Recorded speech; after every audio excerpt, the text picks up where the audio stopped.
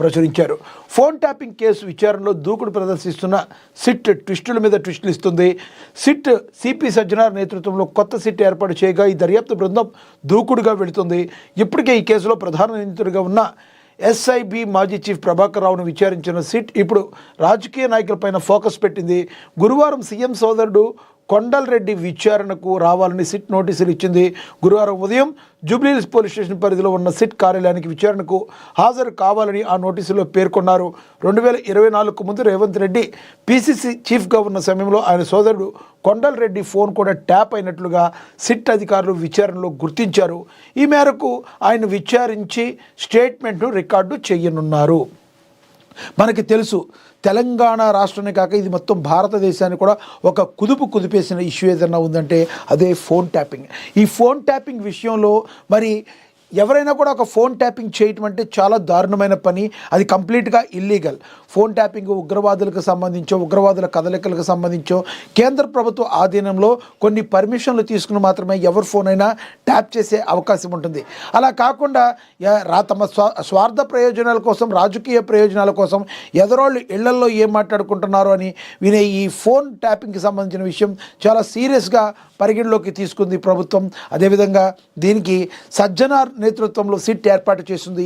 అయితే ఇది చాలా దూకుడుగా ఉందని కూడా ప్రచురించారు. ఇక ఇంకొకటి చెప్పాలంటే మరి మనకు తెలుసు, సజ్జనార్ ఏదైనా పని పట్టుకుంటే దాన్ని పూర్తి అయ్యే వరకు కూడా వదలకపోవడాన్ని మనం కూడా అయితే గమనించవచ్చు. ఇక గతంలో సీఎం రేవంత్ రెడ్డి పిసిసి చీఫ్గా ఉన్న సమయంలో మరి ఆయన సోదరుడైన కొండల్రెడ్డి ఫోన్ కూడా ట్యాప్ జరిగిందని మరి వాళ్ళ విచారణలో తేలిందని, కాబట్టి అతని స్టేట్మెంట్ను రికార్డు చేయడానికి కొండల్రెడ్డిని కూడా విచారణకి హాజరు కావాలని చెప్పి మరి సిట్ బృందం అయితే తెలిసిందని కూడా ప్రచురించారు. ఒకసారి కూలంకుషంగా చూద్దాం. 2వ పేజీలో కూడా ఇంకా ఏముందో దానిలో సిట్ స్పీడ్లో. మరి ఫోన్ ట్యాపింగ్ కేసు విచారణలో దూకుడు ప్రదర్శిస్తున్న సిట్ ట్విస్టుల మీద ట్విస్టులు ఇస్తుంది. సిట్ సిపి సజ్జనార్ నేతృత్వంలో కొత్త సిట్ ఏర్పాటు చేయగా ఈ దర్యాప్తు బృందం దూకుడుగా వెళుతుంది. ఇప్పటికే ఈ కేసులో ప్రధాన నిందితుడిగా ఉన్న ఎస్ఐబి మాజీ చీఫ్ ప్రభాకర్ రావును విచారించిన సిట్ ఇప్పుడు రాజకీయ నాయకులపై కూడా ఫోకస్ పెట్టింది. గురువారం సీఎం సోదరుడు కొండల్రెడ్డి విచారణకు రావాలని సిట్ నోటీసులు ఇచ్చింది. గురువారం ఉదయం జూబ్లీహిల్స్ పోలీస్ స్టేషన్ పరిధిలో ఉన్న సిట్ కార్యాలయానికి విచారణకు హాజరు కావాలని నోటీసులో పేర్కొన్నారు. 2024కు ముందు రేవంత్ రెడ్డి పిసిసి చీఫ్గా ఉన్న సమయంలో ఆయన సోదరుడు కొండల్రెడ్డి ఫోన్ కూడా ట్యాప్ అయినట్లుగా సిట్ అధికారులు గుర్తించారు. ఇది మనం చదువుకున్నాం, మనం చెప్పుకున్నాం. విచారణలో దూకుడు. బీఆర్ఎస్ ఎమ్మెల్సీ నవీన్ రావు తండ్రి కొండల్రెడ్డికు, ఎమ్మెల్యే మాధవరం కృష్ణారావు కొడుకు సందీప్ రావుకు కూడా సిట్ నోటీసులు జారీ చేసింది. గంటల వ్యవధిలోనే మరో 2 బీఆర్ఎస్ మాజీ ఎమ్మెల్యేలకు కూడా సిట్ నోటీసులు ఇచ్చింది. కల్వకుర్తి మాజీ ఎమ్మెల్యే జైపాల్ యాదవ్, చిరుమర్తి లింగేలకు నోటీసులు ఇచ్చింది. గురువారం ఉదయం 11 గంటలకు తమ ఎదుట విచారణకు హాజరు కావాలని నోటీసుల్లో అయితే పేర్కొంది. ఇక నవీన్ రావు తండ్రి కొండలరావుకు, ఎమ్మెల్యే మాధవరం కృష్ణారావు కొడుకు సందీప్ రావును బుధవారం విచారణకు పిలిచిన సిట్ ఆ వెంటనే బీఆర్ఎస్కు చెందిన 2 మాజీ ఎమ్మెల్యేలు నోటీసులు ఇవ్వడం సంచలనంగా మారింది. బీఆర్ఎస్ ఎమ్మెల్సీ నవీన్ రావు గత ఆదివారం సుదీర్ఘంగా 8 గంటలకు పైగా ప్రశ్నించిన అధికారులు ఆయన నుంచి కీలక సమాచారాన్ని అయితే రాబట్టారు. ఆయన ఇచ్చిన స్టేట్మెంట్ ఆధారంగా దర్యాప్తును ముందుకు తీసుకెళ్తున్నారు. ఈ క్రమంలో మాజీ ఎమ్మెల్యేలు జైపాల్ యాదవ్, చిరుమతి లింగేను ప్రశ్నించబోతున్నారంటూ రాజకీయ వర్గాల్లో సంచలనంగా మారింది. 2 మాజీ ఎమ్మెల్యేలను గతేడాది సిట్ ప్రశ్నించింది. ఈ కేసులో ఎస్ఐబి మాజీ అడిషనల్ ఎస్పీ మేకల తిరుపతన్న ఫోన్లో జైపాల్ యాదవ్కు సంబంధించిన లింక్ దొరికినట్టుగా ఆధారాలు గతంలో ఉన్నాయి. మరి ఎంతమంది లింకులు, ఇందులో ఎవరెవరు ఉన్నారు అనేది మరింతకాలంలో ఇంకా మరింత మంది పేర్లు కూడా బయటకు వచ్చే అవకాశం ఉన్నట్టుగా మరి అంటారు కదా, తీగ లాగితే డొంక కదులుద్దన్నట్టుగా మరి ఆ రకంగా తీగ లాగితే ఇంకా మరింతమంది పేర్లు బయటకు వస్తాయో అని ఒకళ్ళకొకళ్ళు మరి మాట్లాడుకున్న పరిస్థితి. కొంతమంది తమ ఫోన్లే ట్యాప్ అయినందుకు మరి లీడ్ దొరికినా కూడా వాళ్ళ రికార్డులు కూడా స్టేట్మెంట్ చేస్తున్నారు, తీసుకుంటున్నారు, రికార్డ్ చేస్తున్నారు. ఎందుకంటే లైక్ గతంలో సీఎం రేవంత్ రెడ్డి పిసిసి చీఫ్గా ఉన్న సమయంలో అతని తమ్ముడి ఫోన్ కూడా రికార్డ్ అయింది. అదేవిధంగా వీళ్ళ ఫోన్లు కూడా ట్యాప్ అయినాయి. ఈ రకంగా ఫోన్ ట్యాపింగ్ కేసుకు సంబంధించి అత్యంత దూకుడుగా అయితే సజ్జనార్ నేతృత్వంలో మరి సిట్ అయితే ముందుకు వెళుతుంది. మరి దీనికంటూ ఒక సమస్య పరిష్కారం దొరికి ఎవరైతే గతంలో తప్పులు చేశారో వాళ్ళందరూ కూడా శిక్షార్హులు అవుతారని మరి ప్రజలు కూడా భావిస్తున్నారు. చూడాలి మరి రానున్న రోజుల్లో ఇది ఏ మేరకు ఇంకెంత ముందుకు వెళ్ళబోతుంది అనేది మనం చూడాల్సిన పరిస్థితి. ఇక గిరిజన గడ్డపై క్రీడా వైభవం అట్టహాసంగా అండర్-17 జాతీయ కబడ్డీ పోటీలు ప్రారంభించిన మంత్రులు వాకిటి శ్రీహరి, సీతక్క.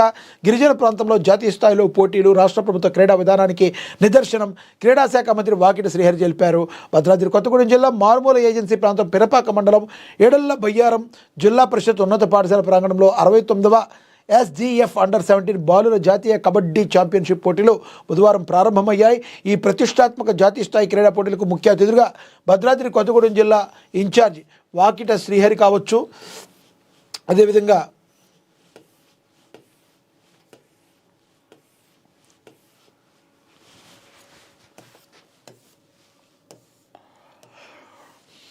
మంత్రి సీతక్కలు కూడా హాజరయ్యారు. ఈ సందర్భంగా మంత్రి వాకిటి శ్రీహరి మాట్లాడుతూ తెలంగాణ గడ్డపై ముఖ్యంగా మారుమూల గిరిజన ప్రాంతంలో జాతీయ స్థాయి కబడ్డీ పోటీలు నిర్వహించడం రాష్ట్ర ప్రభుత్వ క్రీడా విధానానికి నిదర్శనమన్నారు. ముఖ్యమంత్రి నాయకత్వంలో గ్రామీణ ప్రాంతాల నుంచి ప్రతిభావంతులైన క్రీడాకారులు వెలుగులోకి రావాలనే లక్ష్యంతో ప్రభుత్వం పనిచేస్తుంది. కబడ్డీ వంటి సంప్రదాయ క్రీడలు యువతలో శారీరక దృఢత్వం, క్రమశిక్షణ, జట్టు భావనను పెంపొందిస్తాయని ప్రభుత్వం క్రీడాకారులను అన్ని విధాల అండగా నిలుస్తుందని అయితే చెప్పారు. గిరిజన ప్రాంతాల్లో క్రీడాభివృద్ధికి చెందినట్టయితే అక్కడ సరైన దిశ లభిస్తుంది. ఏడూర్ల బయ్యారం జీవితంలో జాతీయ స్థాయి కబడ్డీ పోటీలు జరగడం ఇక్కడ విద్యార్థుల జీవితాల్లో కొత్త ఆశలు నింపుతుంది. క్రీడలు గెలుపోటమికే పరిమితం కావని అవి జీవితానికి అవసరమైన క్రమశిక్షణ, ధైర్యం, ఆత్మవిశ్వాసాన్ని కూడా పెంపొందిస్తాయనేది చెప్పారు. మనకు తెలుసు మరి ఎవరైతే క్రీడలకు సంబంధించి కాంగ్రెస్ ప్రభుత్వం పెద్దపీట వేస్తుంది. గిరిజన ప్రాంతాల్లో కూడా ఇప్పటికీ మనకు తెలుసు సీతక్కకి ఒక మంచి పేరు ప్రఖ్యాతలు ఉన్నాయి. గిరిజన తాండాల్లో గిరిజనల్లో కూడా వాళ్ళకి ఏ సమస్యలు వచ్చినా పరిష్కారం మా సీతక్క చేస్తుంది అని చెప్పి మరి వాళ్ళకి ఒక ప్రగాఢమైన నమ్మకం. వాకిట శ్రీహరి కావచ్చు, సీతక్క కావచ్చు, మరి ప్రభుత్వం ద్వారా ఏ రకంగా క్రీడల్ని ముందుకు తీసుకెళ్లాలన్న దానిలో ఒక రకంగా సక్సెస్ అయ్యారని చెప్పాలి. మరి ఈ రకంగా బాలుర కబడ్డీ పోటీలు ముందుకు తీసుకెళ్లడం ద్వారా మరి ఒక రకంగా చెప్పాలంటే క్రీడలు అనేవి శారీరక దృఢత్వానికి, మానసిక ఉల్లాసానికి మరి చాలా ఇంపార్టెంట్గా ఉంటాయని మనందరికీ కూడా తెలుసు. ఈ రకంగా కాంగ్రెస్ ప్రభుత్వం క్రీడల పట్ల మక్కువ చూపుతున్న మరి ఎంతోమంది బాలబాలికలందరికీ కూడా మరి ఒక మంచి చేసే కార్యక్రమాన్ని తీసుకెళ్తుంది. దీనందరం కూడా మనం మరి స్వాగతించాల్సిన అవసరం అయితే ఉంది. ఇక తెలంగాణలో కొత్త పార్టీకి స్పేస్ లేదు. మరి నప్పుడు చాలా కష్టం. కవిత కొత్త పార్టీ అంశంపై మండలి చైర్మన్ గుత్తా సంచలన వ్యాఖ్యలు చేశారు. చిరంజీవి, దేవేంద్ర గౌడ్లు పార్టీలు ఏమయ్యాయో చూశాం కదా. రాజీనామా చేసిన ఎమ్మెల్సీ స్థానానికి ఇప్పట్లో ఎన్నిక జరగదని గుత్తా సుఖేందర్ రెడ్డి అయితే చెప్పుకొచ్చారు. తెలంగాణలో కొత్త రాజకీయ పార్టీకి స్పేస్ లేదని, పార్టీని పెట్టుడు ఈజీ కాదని, నడుపుడు నిలబెట్టుడు చాలా కష్టమని శాసనమండలి చైర్మన్ గుత్తా సుఖేందర్ రెడ్డి అన్నారు. తెలంగాణ జాగృతిని రాజకీయ పార్టీగా మార్చనున్న కవిత నిర్ణయంపై శాసనమండలి చైర్మన్ గుత్తా సుఖేందర్ రెడ్డి స్పందించారు. ప్రస్తుత పరిస్థితుల్లో తెలంగాణ రాష్ట్రంలో కొత్త పార్టీ స్థాపించి నిలబెట్టుకోవడం కష్టమని, గతంలో చిరంజీవి, దేవేంద్ర గౌడ్ వంటి పార్టీలు స్థాపించి ఎలాంటి అనుభవాలు ఎదుర్కొన్నారో చూశారని గుర్తు చేశారు. కవిత రాజీనామాను వ్యక్తిగత నిర్ణయంగా ఆమోదించినట్లుగా తెలిపారు. కవిత రాజీనామాకు గల కారణాలు చెప్పలేదని తెలిపారు.